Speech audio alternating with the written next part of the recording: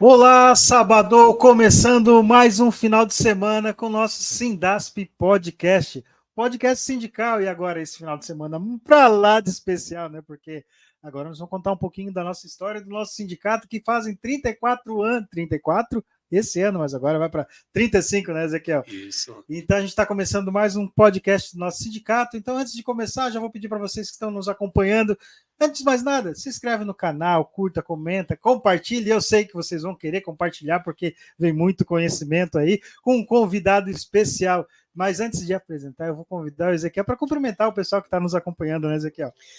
É verdade, Daniel. Cumprimentando o pessoal que acompanha o nosso podcast, né, desse sábado, e dizer que é sempre uma satisfação, motivo de orgulho trazer, né, companheiros, pessoas que vêm aqui compartilhar conosco conhecimento, compartilhar um pouco de suas histórias, enfim, para a gente ficar nesse bate-papo, né, já que o podcast nosso tem essa intenção, né, de ter esse bate-papo descontraído, né, da gente fazer aquela conversa do dia a dia, tranquilo e tal, e cumprimentar a todos aí e reforçando o pedido, né, Daniel? Curta, comente, compartilhe, porque é assim que a gente vai fazendo o nosso podcast acontecer, enfim, todas as programações, as iniciativas do Sindasp. É isso aí, são 34 anos até agora, mas no dia 29 de outubro a gente está fazendo 35 anos de sindicato. É um sindicato que foi construído a muitas mãos, mas agora quem está conosco hoje faz parte, escreveu a história desse sindicato de uma maneira especial, que desses 35, quase a metade dos 35 anos participou da história do nosso sindicato, né? Bem-vindo, Arnoldo, como dizia, você não é TBT de quinta-feira, quem assiste na quinta-feira, lá vê, lá nós estamos passando TBT da TV Floripa, toda semana o Arnoldo estava lá, no Floripa em Foco, mas não é quinta-feira, é sábado, porque a gente está aqui conosco na nossa bancada, Arnoldo Ramos Cândido. Bem-vindo, Arnoldo. Obrigado pelo convite. Salve, galera, né? Já que nós vamos falar de tempo, assim, hoje se fala assim, né? É isso aí. No meu tempo era diferente, então vou ter que fazer um corte, falar do nosso tempo aí mais antigo, né? Vamos falar de corte, falar do meu tempo era bicho, valeu. Arnoldo que é militante, né, atuante já há muito tempo, né, Arnoldo, conta um pouquinho para nós, quem não conhece o Arnoldo, quem está no sindicato hoje, quem não conhece o Arnoldo, quem é o Arnoldo, era funcionário da Cidasc, né, Arnoldo? Sim. Como é que começa a tua história, conta um pouquinho para nós, como é que começa a tua história até chegar no Sindasp, aí depois no Sindasp tem, o podcast é só o primeiro, que tem um monte aí para gravar, tem bastante história, Arnoldo. A minha história já começa lá em 86, né, na Cidasc. Eu tive o prazer de ficar quase 30 anos, né, trabalhando nessa empresa, e grande parte desses 30 anos eu tive no sindicato à disposição. Né? Eu estive aqui mais de 15 anos, então, mais da metade desse tempo, eu fiquei aqui no sindicato à disposição. A gente veio para cá num momento assim, muito difícil da vida sindical, porque a gente começava uma mudança, né? Apesar da abertura ter sido feita lá em 86 e depois em 88 com a Constituição, isso só veio se consolidar a partir dos anos 2000, né? Que começou a se consolidar mesmo, que a sociedade começou a pôr o pé no chão e ver assim, nós temos que construir uma democracia. Então, ali, o movimento sindical também, né, estava se agrupando e tentando criar uma identidade, né? O sindicato já nasceu, como você falou, lá em 88, logo depois, com a Constituição, com a permissão da Constituição. Eram pessoas que já tinham uma luta grande e árdua antes disso, né? Não existia esse sindicato porque não era permitido, o sindicato de classe, né? O sindicato representativo de categoria profissional. Então, assim, a gente tinha essa dificuldade. No primeiro momento que se teve essa oportunidade, foi criado o sindicato, e aí todo mundo sabe como é que criar uma organização de movimento de trabalhadores, a dificuldade que né? Não só financeira, mas de angariar pessoas que tenham, que acreditem, que venham com convicção, porque a organização trabalhadora, ela não confia muito no próprio trabalhador, né? Ela acha que o trabalhador, a grande maioria acha que o trabalhador não é uma pessoa que tenha a capacidade de representar, de ter esse cacife, porque eles se cacifam muito pelo poder financeiro. Eu acho que o patrão tem poder financeiro, né? Aí você chega lá, chega de bicicleta no trabalho, o patrão chega de Mercedes, né? Aí o cara olha, capaz, esse cara aí, o meu patrão é o cara, né? Então, assim, a dificuldade que você tem, né, de organização, né? Eu tenho exemplo disso, né? A gente foi em empresas, uma empresa, eu não estou aqui para citar nome, mas só para a pessoa lembrar, que a empresa faliu. E os trabalhadores vieram no sindicato, a gente foi lá para pedir, porque estava tudo atrasado para pagar o sindicato e não tinha. A gente aí fizemos um movimento, fechamos a empresa, ninguém trabalhou, os caras estavam sem trabalho. E chega o patrão dizendo, não tem condição de pagar os funcionários. Tem que esperar, nós temos que fazer um acordo, porque não temos condição de pagar. Pô, mas ele chegou, era num Camaro que ele chegou. Ele chegou num Camaro, saltou, e os trabalhadores que ganhavam salário mínimo, ele não tem condição de pagar. Você olha a diferença que tem as coisas, como que é, né? E os trabalhadores ficaram todo mundo assim, olhando, disse, pô, né? Acabou a reunião com o patrão, você disse, vamos fazer um acordo, o cara não tem condição de pagar. Então, assim, você olha como que eles alimentam, né? Parece que aquele patrão tinha a obrigação de ter aquele, né? Certamente ele devia ter barco, mansão. Sim. E o trabalhador não tinha o que comer, então, quer dizer, nós tínhamos que fazer né? Para o trabalhador se ficar sem salário para manter o Camaro do cara, a mansão do cara. Então, é isso que faz com que o trabalhador, essa consciência, né? De um país que começou com essa colonização escravista, inclusive, que trouxe para nós essa incumbência de tentar mudar isso, né? Mudar esse perfil, né? E a Constituição de 88 deixou bem claro, somos todos iguais, né, perante a lei. Não é isso na prática, mas no escrito né? Então nós temos que tentar fazer valer, né? É esse sentimento de pertença, né? A gente, quando vai fazer essas ações, Arnoldo, Daniel, nós sempre temos conosco que ao final da nossa incursão, de uma visita, de uma reunião, de uma assembleia, se nós conseguir que um trabalhador, uma pessoa realmente se identifique como trabalhador, que tenha essa consciência de classe, para nós parece que já é o 100%, sabe? Porque desconstruir, né, toda essa formação cultural, essa formação étnica, né, essa formação de subserviência mesmo, né, Arnoldo? Então, assim, eu fico você contando e eu pensando aqui, né, comigo, né, na própria redemocratização, né, do país, né, de desconstruir todos esses tabus, né, tudo isso que foi incutido na cabeça do trabalhador, né? Isso é um trabalho paulatino, um trabalho que a gente tem que fazer no dia a dia, né? Enfim, né? É isso, Daniel. Isso aí, eu tô acompanhando aqui a fala, mas é tanta história, né? Eu tô notando algumas coisas para continuar aprendendo um pouquinho mais. Quem está assistindo aí, pega o caderninho, bloco de notas, que lá vem informação. Então, assim, Arnoldo, assim, um momento difícil, né? Que a gente vem da redemocratização, é um momento que os movimentos sociais, movimentos sindicais, tinham uma ditadura militar, né? Que era bastante massacrada. E aí, naquele momento, como o exemplo que o Arnoldo cita, fica difícil tu passar essa imagem de representatividade para o trabalhador. Eu lembro quando eu tive aonde trabalhar bastante tempo ao lado do Arnoldo, ele falava sempre naquela época, Arnoldo, da questão da identidade de classe, do trabalhador se entender como classe. Então, naquele tempo foi um desafio. E hoje, mudou alguma coisa? Como é que está essa situação? Nos últimos 5 anos, aí vocês têm que me dizer, né? Mas assim, naquele período não mudou muita coisa, não mudou. Então, assim, esse trabalho que o Ezequiel falou que a gente teria que fazer, tem que fazer sempre. Porque vão vindo novos funcionários, e esses funcionários vêm com essa característica, porque eles são dominados desde a escola. Você vê que agora eles querem, inclusive, dominar a escola, né? Não querem que a escola é sem partido. Então, quer dizer, nós somos todos iguais, como eu falei. Realmente, nós somos todos iguais, temos os mesmos direitos, gozamos dos mesmos privilégios. Parece que é verdade isso, né? Porque nós somos todos iguais, não pode ter partido, né? E aí, quem faz o partido é o sistema capitalista. Quem dividiu entre rico e pobre, entre trabalhador, foi o sistema capitalista, né? Não vou dizer bem entre rico e pobre, mas entre aquele que serve e o que é servido é o sistema. Não é a pessoa, não é a escola, né? Sempre vai existir, mesmo que você tire da escola, o cara vai fazer lá na rua, vai fazer lá com o seu amiguinho, porque ela existe. Você vê na prática, aquele que vê na prática. Quem fala isso é quem não vê na prática. Quem vê na prática sabe que existe uma diferença, uma diferenciação e um corte de classe que não existe, não tem espaço para você dizer que é de meio, né? Como a gente conversa, eu sou de centro, não existe. No sistema capitalista não existe. A navalha, ela é muito afiada. Você ficar em cima do muro, você vai ser cortado em dois.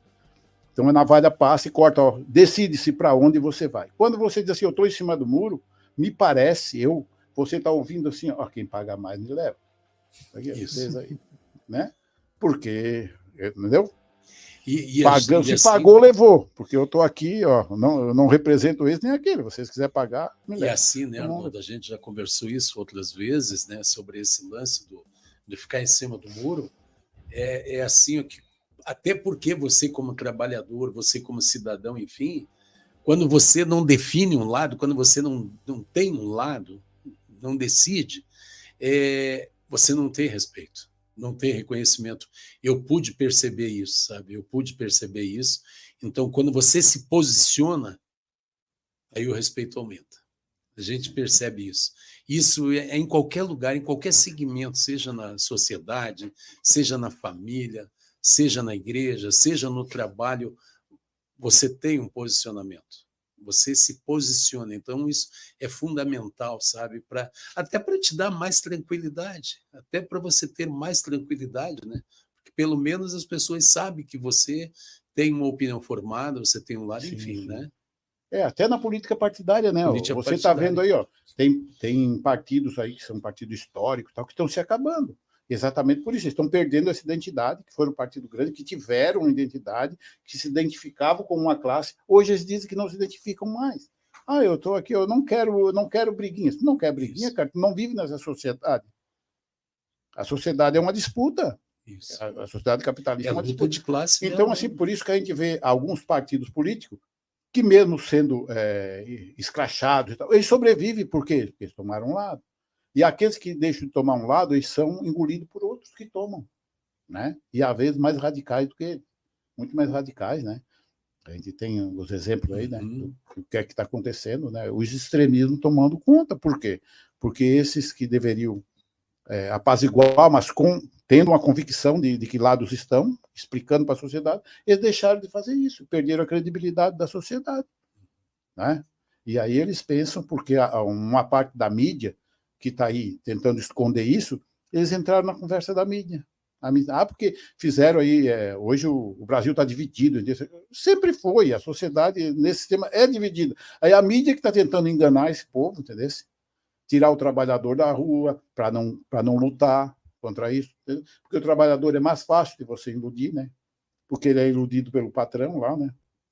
O patrão chama ele lá e diz, quando ele resolve, que quem paga o teu salário sou eu, não é? E o cara acha que na verdade, é ele que paga o salário do patrão, né? Ele não entende isso, que é ele que paga o salário do patrão, né, cara? É dele que paga, né, Arnoldo? É ele que paga, claro. Quando você cria um emprego, você diz, porque eu estou aqui criando emprego. Você está criando gente para ser explorado. Isso. Porque assim, ninguém cria uma empresa para pagar 100% para o trabalhador que ele produz. Se o trabalhador produz 100%, tu vai pagar 20% para o trabalhador, né? Perfeito. Porque através daquilo, o patrão pode se achar explorado. Mas por outro explorador, que já explora, os impostos, explora dele também, mas tudo quem paga é o trabalhador. Todo é o trabalhador. É o efeito cascata, né? O trabalhador está na base lá, recebendo toda a carga. Se nós chegarmos a um nível assim, de entendimento, se a gente for aprofundar, nós vamos chegar na escravização. Hoje, o empregado, né, ele não vai gostar que diga isso, que se chama de empregado, funcionário hoje, ele é o escravo do sal, né? O chamado escravo do sal, né? Do salário. Não existe isso aí. Estão criando frasezinhas, né? Ele é o escravo do sal, né? Eu sempre digo assim, olha, naquele tempo o escravo, o cara mantinha o escravo, ele não ganhava salário, né? Se fosse hoje em dia, com as leis que tem aí de direitos humanos, tinha que dar saúde para aquele cara que está lá, não pagar o salário, mas tinha que dar saúde, tinha que dar moradia de qualidade, os caras iam lá ver, sairia mais caro do que ele pagar o salário para esse cara, né? E esse salário que ele paga não é para o trabalhador. O trabalhador não se convence, diz que não é para o trabalhador. É a mesma forma, ele lá, Se ele não pagar salário, ele tinha que pegar parte desse dinheiro e ia levar para o cara do transporte, para o empreendedor lá do transporte, né? Ou seja, ele, o patrão do transporte, para o cara da saúde, para o cara da alimentação, ele ia lá levar. Aí ele não faz, até isso ele tirou. Ele chega e chama o empregado trabalha o ano todo, ele diz assim, ó, pega aqui, ó, vai lá e distribui para os meus amigos. Porque é isso que ele faz, ele vai levar, o cara só recebe, o que vai dividir, ele vai levar para o cara da saúde, o cara... não recebe nada. Eu nunca fiz essa reflexão. Mas você está entendendo? Claro. Ou seja, na verdade, inclusive, ele tá o trabalhador está fazendo a própria distribuição dentro do sistema que ele não pediu para dar. Não pediu para dar. E ele se acha, não, eu sou livre, eu pego meu dinheiro para quê? Pega só para entregar. Tu está fazendo um trabalho para o teu padrão, que ele ia pagar custo bancário para dividir lá os caras não vai pagar nada. O próprio sistema cria N necessidades, incute na cabeça desse trabalhador que ele precisa disso, para distribuir o sal dele, o salário dele lá. E o que ele ganha é o direito de se alimentar, para estar bem alimentado, com a saúde razoável, né? Porque hoje nós não temos nenhuma saúde boa. Para quem explora o trabalhador, era para ter uma saúde melhor, para explorar mais, né? Mas eles estão tão ruins até nisso. Para que o cara possa produzir mais. Para produzir mais. Também tem isso aí, para produzir mais. Né? Você aí produz. Todo esse... A gente fica pensando aqui, mas o cara tá ganhando pouco. Não, então nós tiramos aqui os encargos sociais. O encargo social, cara, é salário do trabalhador. É outra coisa que o sindicato não bate nisso. O encargo social é custo do trabalhador, então é salário do trabalhador. Se você vai tirar, vamos tirar o 20% que a empresa paga de INSS. O trabalhador paga 11%, né? 12%, depende da alíquota. A empresa paga 20%. Esse 20% é salário do trabalhador, porque isso vai para manter o INSS, que daqui a pouco ele vai se aposentar. Para não falir aquela, né? Para se manter aquilo lá. Aí você, é custo do trabalhador. Então, o trabalhador já não vê mais isso como folha. O cara vão diminuir. Isso como encargo. O patrão acha que isso é encargo, isso não é. Ele podia dizer assim, não, eu não vou mais pagar o 20%. Eu vou aumentar 20% do teu salário, porque esse dinheiro é teu. É do trabalhador, é custo do trabalhador. Repassa para o trabalhador, não, aí você tira e o trabalhador fica sem. Porque aquilo não vai para o INSS, o dinheiro que era do trabalhador. Você diminuiu na folha dele, entendeu? Entendi. Tudo isso e as pessoas não fazem, e o sindicato não faz essa discussão, não leva essa discussão com clareza, para que o trabalhador comece a entender, né? No começo não vai entender, a gente sabe que é difícil, né? Porque como diria o Jânio Quadros, tem forças contrárias aí, né? Que fazem as coisas, mas você batendo demais, você vai colocar na cabeça deles, entenda isso. A repetição. A aprendizagem ela se dá pela repetição. Porque você faz uma vez no sindicato por mês, ou de 2 em 2 meses, o patrão vai todo dia para dizer o contrário do que tu disse. Né? Ele vai para casa e reflete, acho que eu não convenci o cara, mas amanhã, o que é que eu vou de novo? Né? E a cada 2 meses, se for lá 2 meses depois, o patrão já tentou convencer. 2 meses, todo dia indo lá e dando, né? Uma pílula assim. É isso que nós temos, né, Daniel? A gente sempre conversa, Arnoldo, e você já esteve aqui, você sabe bem como que é o dia a dia do sindicato, né? A demanda, o operacional, tu conhece muito bem, que foi nosso coordenador administrativo já. Por isso que quando o trabalhador nos procura, a gente procura dar o máximo de nós, porque ele nos chama a atenção de que ele sabe que o sindicato existe. Nem que seja para fazer uma oposição, mas ele sabe que o sindicato existe. Né? Ele sabe o endereço, ele conhece as pessoas, ele procura o sindicato e depois o trabalho... Ele deveria saber, ele se esconde atrás disso. Ele se esconde atrás ele cria uma cortina invisível para dizer que não conhece o sindicato. Né? Eu tinha uma forma de representar isso. Eu ia lá e os caras diziam, porque assim, o sindicato nunca veio até aqui. Eu nem sabia que existia o sindicato, né? A gente é obrigado a aceitar isso, porque, né, é o trabalhador, é a nossa parte. Aquilo ali é como se fosse uma unha, um dedo. Cada um é como se fosse nosso. Nós somos aquilo ali. Aí eu sempre dizia assim, mas o sindicato está tão perto de você, cara. Eu nem sabia, eu nem sei onde é que é o sindicato. Sempre de manhã, quando você levantar, Com certeza você vai no banheiro, você lava os olhos, tal, passa a toalha, ali na frente sua deve ter um espelho. Então, ali está o sindicato, pergunta onde é que está o sindicato. Está ali, ó. Aquele é o sindicato, muito perto de você. Eu liguei para ele, eu liguei para o Arnoldo, Daniel, a semana passada, e eu pedi, lembra, Arnoldo, que eu te pedi um texto, dizia, companheiro Arnoldo, aquele texto, o sindicato, aí você me diz, vai lá em tal lugar, tal. A história do Bertolt Brecht, né, o filósofo alemão. Sim. Né? Eu acho muito legal isso, essa. E é isso aí. O sindicato e por isso que eu gosto do lema do sindicato. Eu pago o sindicato. Não, cara. Você não pode pagar o sindicato só e nunca ir lá. O sindicato é você. Você contribui com, né? Você é obrigado a contribuir, porque nós vivemos no mundo capitalista, você é obrigado a contribuir para viver nesse mundo. Mas você tem que participar. Se você não participar, aquilo que você contribui não vale nada. Você tem que participar, é você, né? Como eu disse, de manhã você olha lá no espelho, o que está errado? Cara, eu vou questionar isso, né? E eu tenho que questionar primeiro de mim lá. Por que eu não questionei? Por que eu não fui no sindicato? Por que eu não participei? Porque eu sou o sindicato. O sindicato é do trabalhador. É ali que ele está. O trabalhador, eu olhar para mim e ver que eu sou o sindicato, né? Então, assim, está muito próximo. Não é essa coisa que está longe, que não está... Falta esse entendimento, essa cultura. No privado ali, eu vou te provocar ali uma demanda aí. Vamos. Pois então, Arnoldo, desses 35 anos de Sindasp, boa parte o Arnoldo teve aqui conosco, mas assim, e representando tanto trabalhadores, o Arnoldo é de empresa pública, né? Vem da base pública. E nós, o Sindasp, ele representa também a base privada.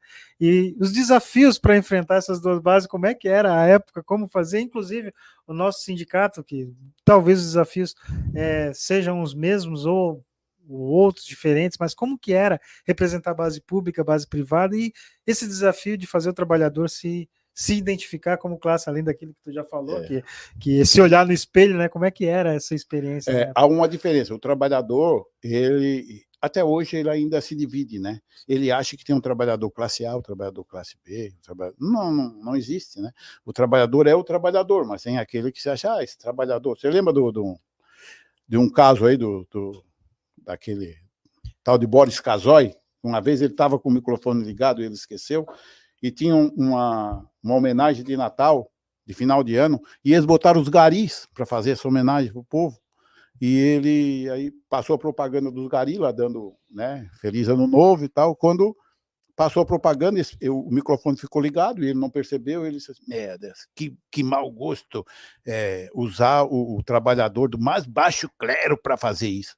Tu vê aí como é que é, quem representa quem, até na mídia. Né? É na mídia, né? Quem representa, olha aí, ele achando que o trabalhador, porque né, que faz um trabalho essencial, que é o pessoal da limpeza, né? Até para ele, com certeza, achar que era o baixo clero. Quem é o alto clero, cara? Uma pessoa que fica sentada atrás do microfone como ele, distorcendo notícias, porque ele distorce, né? Aquela coisa que ele fazia ali, um teatro para contar a notícia. Aquele que é o alto clero, não sei, se fosse, a gente for daqui para outro extremo da comunicação, que é a religião, que é o creio, nós vamos dizer que realmente Jesus estava certo, porque ele combatia isso, né? O que é que ele combatia, né? Esse alto clero, né? Ele sempre combateu, né? Porque eram os hipócritas que eles diziam, né? Que ele sempre disse, né? Esses são o tal dos sepulcros caiados, são essas pessoas. Vendilhões do tempo. Que por fora tentam representar uma coisa, mas por dentro são podres, totalmente podres. Né? E quem vale mais é aquele que está lá na rua. Né? Pode estar fedendo por fora, pegando o lixo das pessoas, mas por dentro eles têm uma alma que talvez não esteja cheirando tão mal, né? Talvez cheira muito bem. Meu Arnoldo, assim, ó, mas daí, Daniel, se me permite, mas daí, então vamos entrar aí nessa seara aí de sindicato, vamos nos organizar, vamos fazer todo esse trabalho e tal, mas daí quando chega e vê o tamanho que se transforma tudo isso, a responsabilidade que se transforma tudo isso, e perna, e braço, e voz, e para fazer tudo isso andar, fazer tudo isso, né, gerir tudo isso, né, Como é que funciona tudo A isso roda do tempo. no teu tempo lá, quando a gente sabe que os recursos para atingir tudo isso também eram mais limitados. A gente Sim. sabe, porque a partir da década de 80 que nós tivemos toda essa evolução tecnológica, tal, então isso veio passo a passo, né? Aí, como é que foi tudo isso? Como é que foi tudo eu isso? entrei nessa seara aqui, para explicar essa divisão do trabalhador. Uhum. Quando começou essa questão do sindicato, o sindicato quis expandir, existia um outro sindicato, que tem a história, que é o CEPESP, que era o que representava a base privada. E o sindicato foi criado para representar a base pública apenas, porque já existia esse sindicato. Só que esse sindicato estava mal das pernas, e eles fizeram um acordo, entraram em um acordo e fizeram uma assembleia para que o Sindasp, como o Sindasp era de base pública, era mais fácil essa arrecadação, a associação, né, do pessoal, o sindicato estava mais bem estruturado que o Sindasp. Aí fizeram essa assembleia e fizeram uma unificação. E esse sindicato veio para cá e nós passamos a representar essa base privada também, né, do assessoramento, perícia, pesquisa e informação. Isso causou um auê aqui dentro do próprio sindicato, porque a maioria aqui da direção era da base pública e eles não quiseram aceitar. Quase que o sindicato houve uma divisão aqui. Quiseram criar um sindicato só da IPAG, a SIDASC quis criar um sindicato só da SIDASC. Então, houve uma dissidência aqui dentro, que houve até uma briga política que quase levaram à falência do sindicato. Cara. A política interna, né? Eu tenho até falado para você, eu não entro mais nessa área de briga dentro da trincheira, porque isso é desgastante. Ele não pode. Nosso inimigo lá fora da trincheira é muito mais forte, muito mais estratégico. Então, essa briga aqui, ela tem que ser levada de uma forma bem consciente, não é qualquer coisinha de divisão. Isso para se dividir. Então, você vê a dificuldade que teve para se manter esse sindicato com base pública depois. Tiveram que mudar, aí mudaram para colegiado, porque não deu certo a questão de presidência, né? Aí botava um presidente aqui, os caras diziam, aquele cara, é fácil corromper o cara, dizer que o cara é corrupto, né? Fácil. Né? Você dizer 1000 vezes que o cara é corrupto, e daqui a pouco ele é corrupto. Então, o cara não queria por causa dessa questão política, e aí criou-se essa questão do colegiado, um colegiado maior, e ficou difícil de você, né? O colegiado era mais responsável para poder manter esse sindicato aqui unido. Né? Então, assim, quando eu cheguei aqui, ainda estavam essas brigas ainda eram bem latentes, né? Inclusive, até vou dizer, eu fui contactado por um lado e pelo outro, né? E eu ouvi os dois lados, me chamam, tu estás enganado aí, tu não sabe quem é essa pessoa. Eu via. O outro chamava, não é bem assim, ele fez isso, fez aquilo. Eu vi.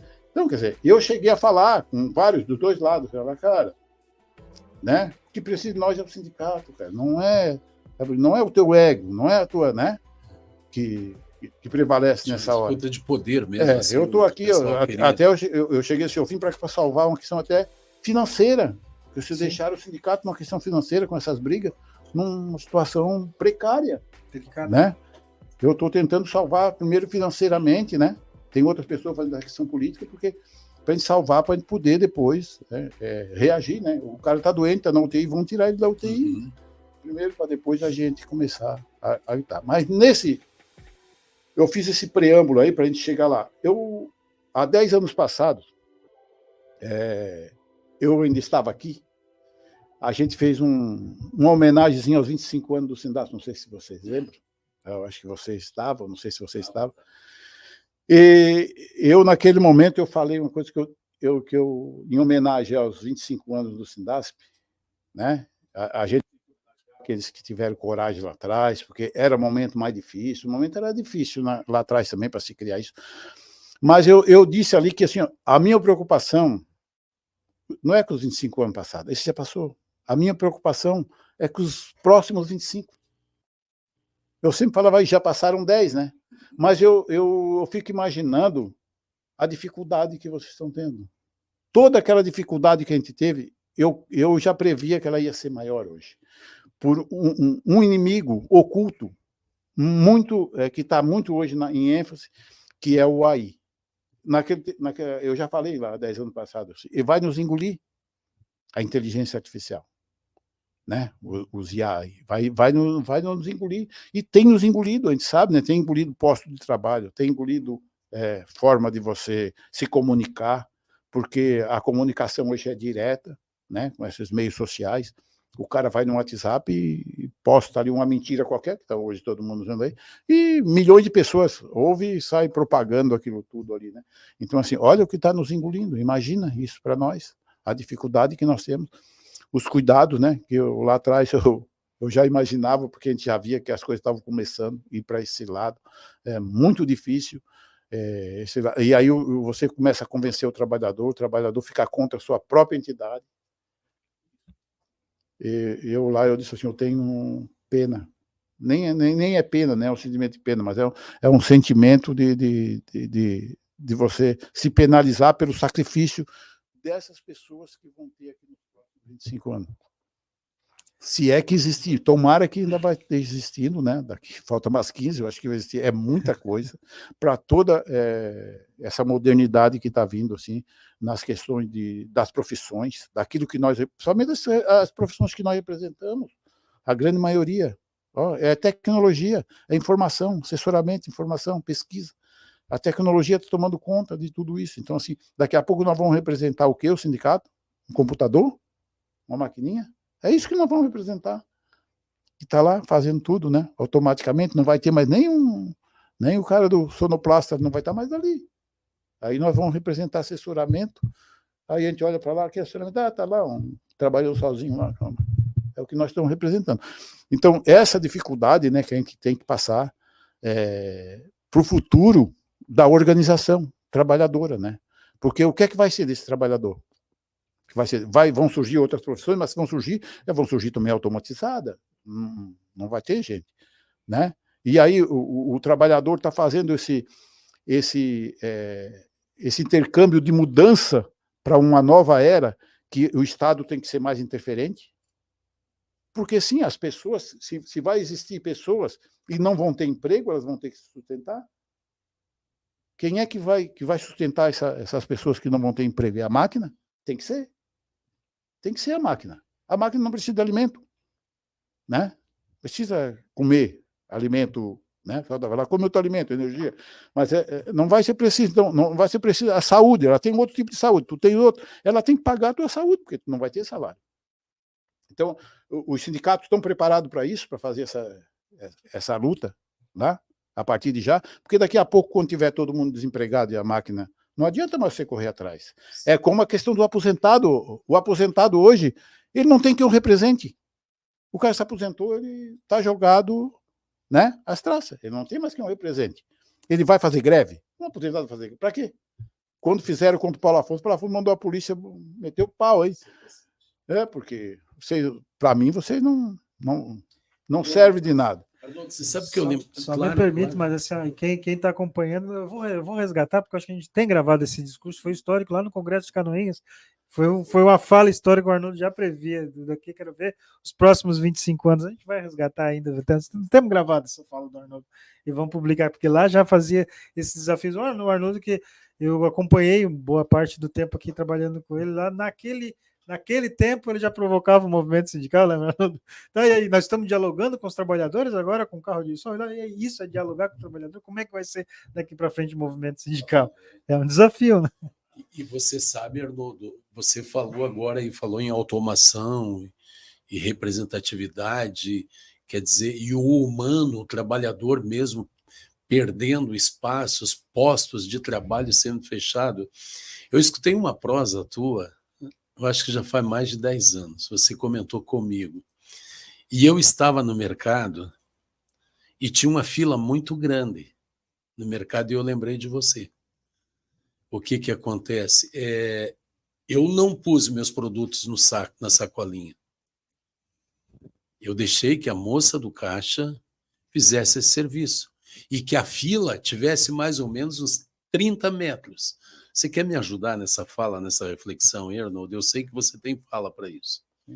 Por que isso, Arnoldo? Esse foi uma rebeldia minha, eu trato isso como rebeldia, isso. Mas eu uso isso para a gente poder fazer uma reflexão do que vai ser no futuro. Já está acontecendo, né? Já está acontecendo. Você vai hoje lá no mercado, como você está falando, ali ainda tem que ter um caixa, mas já tem caixa que você mesmo paga. Você já viu? Você passa para o lado, você passa ali, outro dia estava o cara me ensinando, vem cá, eu estava na fila, o cara, vem cá, eu fui lá e disse assim, não aprendi nada. Não sei. Não sei. E não quero aprender. Por quê? Quero ir lá. Sim. E aí eu vou lá, a moça passa ali, ela mesmo, ela que está no caixa ali, ela me olha assim, como assim, não vai botar coisa. E eu não boto. Eu estou fazendo isso para benefício dela. Ela pode não entender, ela acha que eu estou. O cara está se negando a botar um negocinho aqui para mim. Não é para ela que eu estou botando ali. É para o dono do mercado que deixou de empregar um cara para botar ali.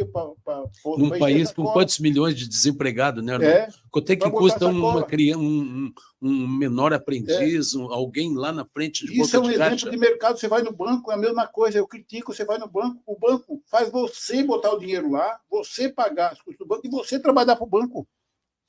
Ninguém quer mais estar atendendo no banco, só vai lá no caixa. Você, cara, mas aquilo lá é meio complicado, é burocrático. Não, você tem que aprender, né, cara? O cara diz pra mim, tá, eu tenho que aprender o teu serviço, tu vai ficar desempregado, cara.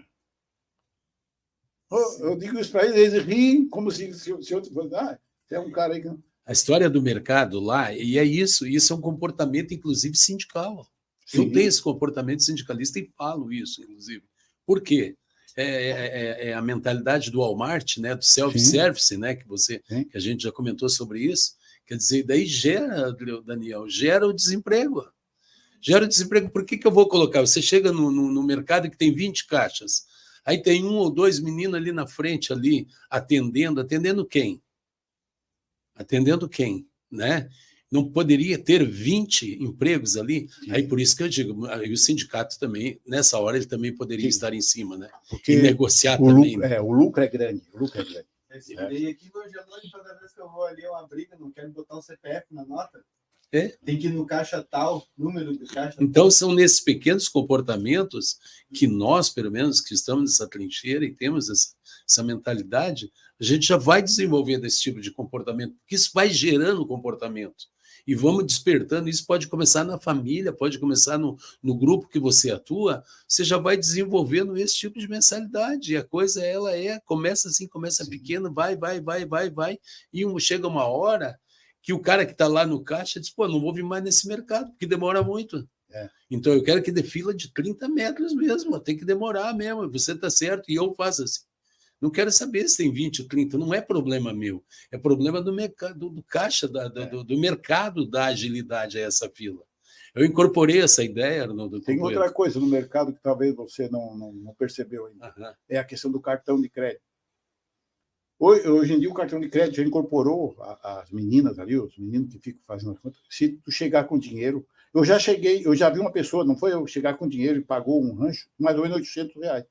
Foram chamados, ela chamou pelo menos umas 3 pessoas, daqueles que ficam ali, porque eles não botam gente para trabalhar, em vez de botar alguém para botar o saquinho, não, mas é um fiscalizando o outro, esse é o sistema. Como o sistema, ele não confia nele mesmo, né? O sistema não confia nele mesmo. Aí tem o cara que cuida do caixa e já tem outro que cuida daquele que cuida do caixa. Então é isso assim, esse é o sistema, que é o sistema, né? Ele mesmo não tem essa autonomia de ser fiel, de ser justo. Ele não é honesto. Então, ele mesmo sabe que ele não é honesto, que ele tem essa forma de 50 um para cuidar do outro, né? Para pagar com dinheiro. Que sacrifício, cara. Eu fiquei lá na fila esperando. 50, contaram o dinheiro, botaram o dinheiro. E a menina parece que não sabia nem dar o troco, cara. Fez 50 vezes a conta. Olha só, acabaram. Até essa questão do dinheiro acabou. Por quê? Quem é que está ganhando dinheiro? Ninguém percebe isso. Quem está ganhando dinheiro com isso é o banco, cara. Eu pego R$50 e vou te pagar com cartão lá no banco. Entrou para ti 47, que eu sei. 3 foi para o banco. Então, quer dizer, se nós fizer 10 transações dessas, tu pegou 47, pagou, 10 transações dessas, acabou 50. Acabou, foi tudo para o banco. Para onde que está indo o dinheiro? Onde é que está o lucro dos bancos? Aí tu dá o lucro. Claro, cara. Se você pagar em dinheiro, eu te pago 50, tu pega os 50, tu vai pagar ele 50, e aquele 50 permanece por 10 transações. Perfeito. No cartão, ninguém percebe isso, entendeu? E essa automação está engolindo tudo, cara, e concentrando dinheiro, inclusive. Concentrando, né, nas altas classes, principalmente nos bancos, que são hoje o que mais lucram, né? Porque acabam com funcionário, como eu te falei, faz nós trabalhar para ele, e ainda tomam aquilo que é nosso. A gente não faz essa questão. Já tem gente se rejeitando aceitar cartão. Já tem gente. Alguns até tentando cobrar mais. Isso não quer dizer que, né? Se é 50, o cara, não, tem que pagar 53, se for no cartão. Mas aí tá o mesmo jeito, tá tirando de mim e dando para o banco, né? Então, eu tô pagando a minha taxa, agora tu não quer pagar a tua taxa. É uma outra Mas briga, é sempre essa bola de neve. Daí o empresariado vem dizer assim, não, porque nós que sustentamos o sistema, olha quem é que paga a conta. Sempre quem é que paga a conta, isso vai passando. Não, quem paga a conta, quem paga 100% da conta é o trabalhador. O trabalhador, o salário dele, o trabalhador que ganha hoje até 5 mil reais, que já é um trabalhador para nossa, né, no nível que se diz médio, esse trabalhador é ele que paga toda a conta. Ele usa o dinheiro, 100% do dinheiro. Então, 100% disso que ele recebe paga imposto. Então, ele paga tudo o imposto do que ele recebe. O cara que ganha 100 mil reais, ele gasta menos 5 para se manter. 95 ele põe lá num almoxerifado. Eu digo que é almoxerifado e guarda dinheiro. E ele não paga imposto desse 95. Certo? Porque vai lá para o almoxerifado, ele deixa lá guardado, né? Tem um almoxerifadinho dele, né? E aí, de vez em quando, vai lá, tira um pouquinho, manda para a ilha, não sei o quê. E o trabalhador não, paga imposto de tudo. Foi no mercado, pagou imposto, tu usou tudo aquilo que tu recebeu para pagar imposto. Então, quem paga imposto realmente é o trabalhador, na grande maioria. Não quer dizer que eles não pagam, mas eles pagam um percentual bem menor de imposto, né? Por essa questão da equivalência entre o que recebe e o que paga. Final de semana para refletir, né? Para pensar. Agora o Arnoldo está dando um nó na cabeça do pessoal. Quem está assistindo, fica a reflexão, né? Inclusive, cada vez que o Arnoldo, ele usava um termo na época, cada vez que levanta essas questões, o mercado fica nervoso. É outra coisa. Eu tinha um amigo, não vou citar o nome dele, mas vocês conhecem. Ele uma vez foi no banco, chegou lá, o cara queria fazer uma transação, então não dá, cara. O sistema não permite. Aí ele chama esse tal de sistema que eu quero falar. Porque os caras se escondem atrás de uma coisa que chama o sistema. Claro, está tudo organizado, é para se esconder atrás de alguém, né? Porque se tiver que alguém dá satisfação, eles não vão ter nem satisfação para dar, né? Porque no meio desse problema eles não vão ter alguém que questione eles profundamente e eu chegar a um ponto que não tem mais satisfação. Então é o sistema, e aí o sistema ninguém sabe quem é, não existe, né? Por isso, muitas vezes você tem que chamar o sistema para conversar, sabe? Meu amigo lá que tá. O mercado não pode ficar nervoso. Quer mais uma pergunta, Arnoldo? Eu tenho curiosidade, porque ele tem muita história, né? Eu queria perguntar, mas as histórias assim, do tempo de se dar uns empates ferrenhos aí, tempo de negociação coletiva. Era isso que tem a perguntar. Era isso. Arnoldo, como é que é esse lance aí? Conta o povo aí que está nos acompanhando aí, como é que é esse lance aí de negociação, de negociar com o secretário da Agricultura, de negociar com o sindicato patronal, de fazer... Conta para nós aí algumas... É assim, ó, eu sempre vejo de uma forma que o patrão, aquele que é o patrão mesmo, o dono da empresa, ele respeita o trabalhador, talvez por receio. Ele não vai para o embate. Quem vai para o embate é o capitão do mato. Não tinha lá atrás o capitão do mato, aquele que fazia, que às vezes era um preto, né? Era um negro, que ia caçar os negros que fugiu e ainda chamava, seu negro vagabundo. Ele mesmo chamava, né? Fujão, e batia no cara. Hoje é a mesma coisa, assim, quando você consegue falar diretamente com o dono da empresa, que é muito difícil, eles não te contrariam. Eles, claro que eles não concordam, mas eles não te contrariam, eles sabem, né? Eles sabem o quanto você é bom para eles ter trabalhador, eles sabem disso. Agora ele bota lá um gerente, né, de recursos humanos para negociar. Esse cara, chega, vai defender esse vagabundo aí que só bota atestado. Pô, cara, nós temos uma categoria que a gente representa, que era uma categoria de cobrança, eles cobravam, que chegam a chamar de baia o lugar onde o cara trabalha. Até hoje. Compara o animal, né? Realmente é um animal, chama de baia. Uma coisa que o cara não pode nem se mexer. E se o cara quiser ir no banheiro, tem que pedir lá para o capitão do mato, e o cara disse que não. Tinha menina que vinha aqui reclamar, que dizia que fazia necessidade ali, porque o cara não deixava, ela talvez estava com problema, não deixava ir no banheiro, só podia ir no banheiro uma vez. Então, quer dizer, aí você imagina isso, né? E é esse cara que diz, adoeceu aí, esse vagabundo, né? Chega atrasado, pega o atestado e tal, ficam doentes. Então, esse cara, esse que é o pior desse intercâmbio, né? É esse cara que é cooptável. Esse copita, então, assim, é pior do que o trabalhador. Na área pública também, né? Você sabe que tem esses cargos aí, tem secretário que chega ali e é como se estivesse no céu, né? Ele foi escolhido por Deus, que é o governador. Então ele se acha, eu sou o cara, por Deus, né? Ser o governador escolhido para ser secretário, pô, eu sou o cara, né, meu? Senta aí, né? Teve um secretário que um dia pediu para mim desencostar a cadeira da parede para não sujar a parede. Cara, ele colocou a sala daquele tamanho que não tinha como você ficar, que era encostado na parede. Embretou. E aí, não, mas é para te desconcentrar, isso é psicológico, ele já faz isso para ti. Primeiro, ele chegou, desencosta a cadeira para não sujar a parede. Né? Aí, quer dizer, ele já me tira do sério. Ele só não me tirou do sério porque eu captei e tirei ele do sério. Você como secretário deveria ter uma salinha maior, né? Estava meio desprestigiado. Aí, quer dizer, ele, entendeu? Eu tirei ele do sério, né? Transferi para ele, né? Então, mas ele fez isso de propósito. Então, quer dizer, interessante como tem isso mesmo, né? Tem isso. A negociação é um espaço assim que né, Arnaldo? E eles, assim, ó, a gente prevê, esses caras, eles são muito instruídos, mas eles nunca demonstram instrução. Eles sempre demonstram para você, assim, ó, não por humildade, mas assim, para parecer para você que eles... É bonzinho. Que é bom e que... Inofensivo. Que é inofensivo, uma boa palavra, e que ele não tem tanto conhecimento. Porque a pessoa que tem conhecimento, ele tenta arrancar de você. É aquilo que você falou. Mais alguma coisa de que ele possa não saber. Então, ele tenta passar que ele não tem conhecimento. Mas esses caras são os que mais têm conhecimento. Nós dizemos hoje para um trabalhador, quem é que estudou o Capital, que é a Bíblia do sistema capitalista, que vai dizer tudo o que é o sistema, o que é que não é. Tem gente aí, o pessoal da extrema-direita, endemoniza o Capital, não quer que você leia, mas todos eles leram e estudaram. E esses caras estudaram profundamente, mas só não quer que você estude, que você saiba o que está ali. Então, assim, eles fazem esse tipo de... Quando você aprofunda, teve um companheiro nosso que disse assim, eu tenho que, talvez, usar mais Maquiavel. O cara disse para um secretário, disse assim, como dizendo assim, eu vou ter que ser mais malvado, mais articuloso com você. Aí ele olhou e disse assim, esse não é aquele que uma vez falou que as benécias, a gente dá sempre aos pouquinhos as maldades, faz tudo de uma vez só.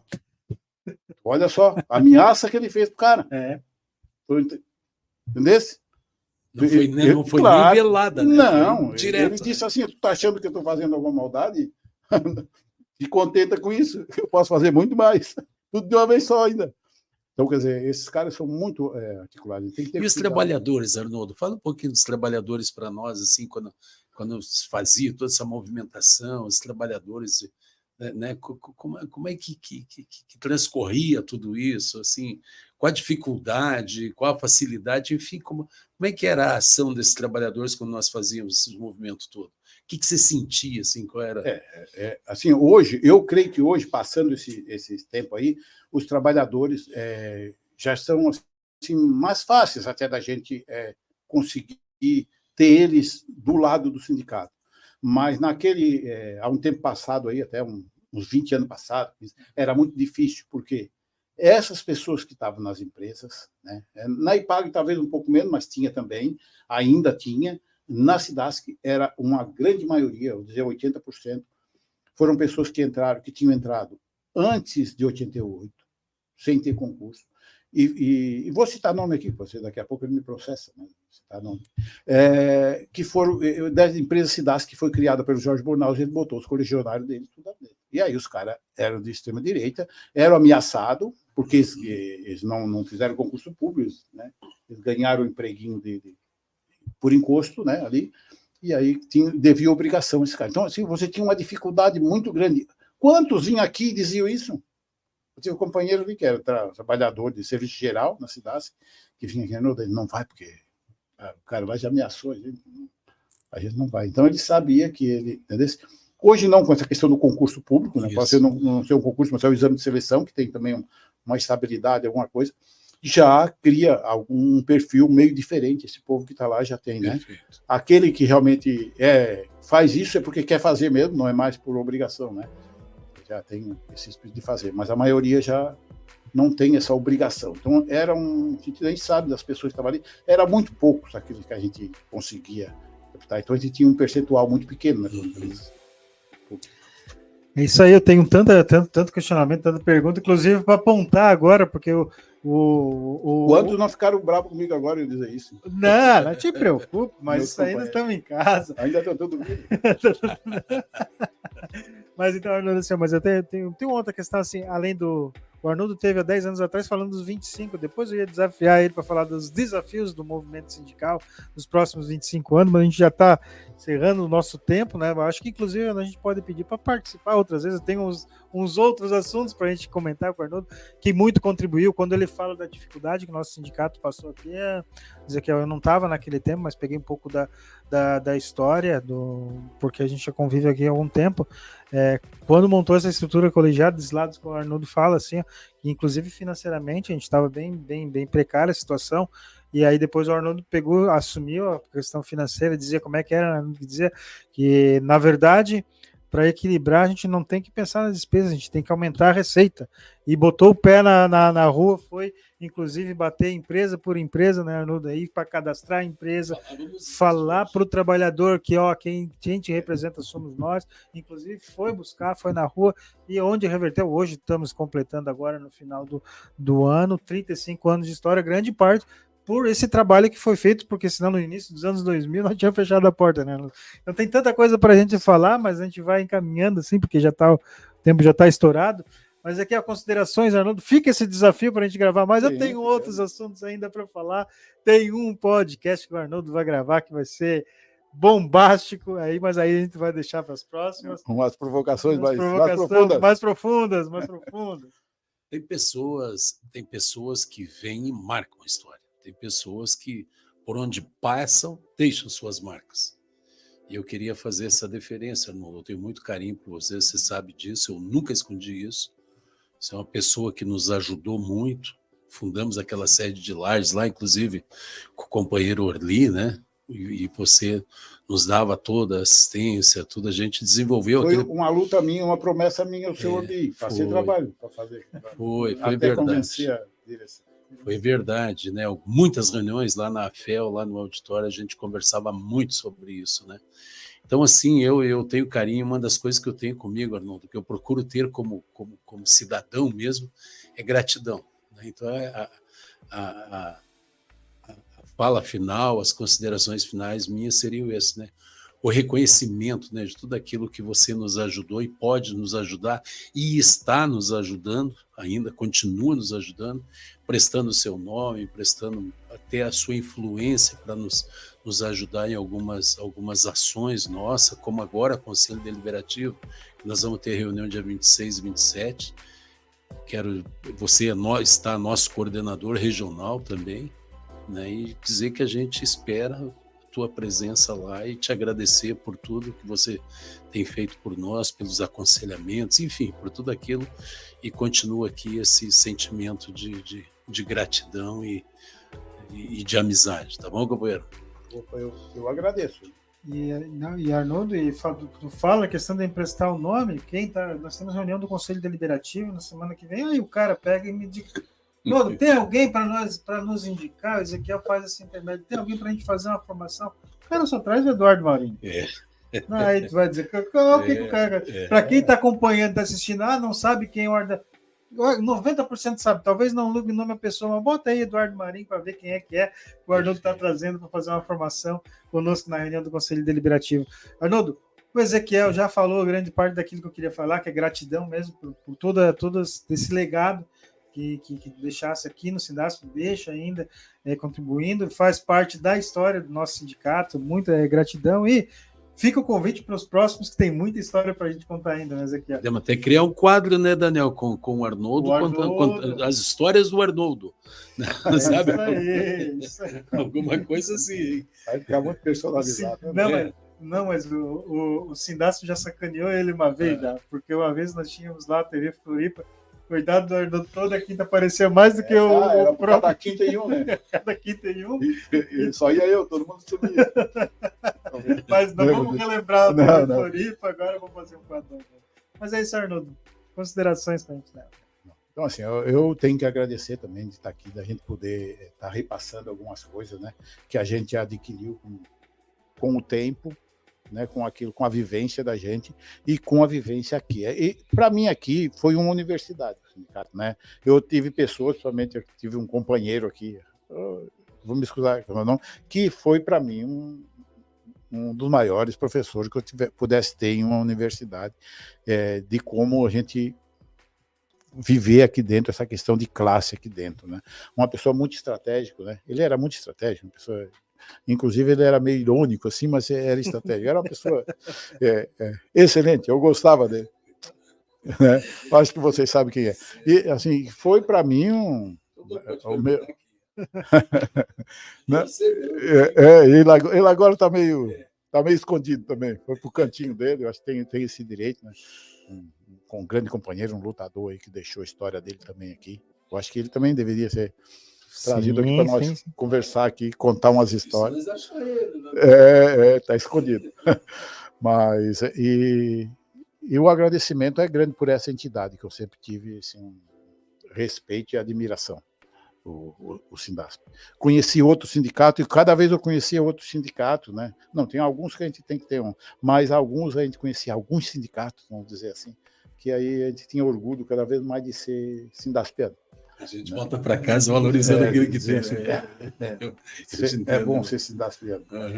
Muito obrigado, Lugo. Muito obrigado por esse abraço. Estamos à disposição. Quem nos acompanhou, que esteve até agora aí no nosso Sindasp Podcast, não se esquece. Curta, comenta, compartilha, se inscreve no canal, manda esse conteúdo que vai ter mais participação ainda do Arnoldo aqui nessa bancada. Forte abraço e um bom final de semana. E sindicato é cada um de nós. Garoto.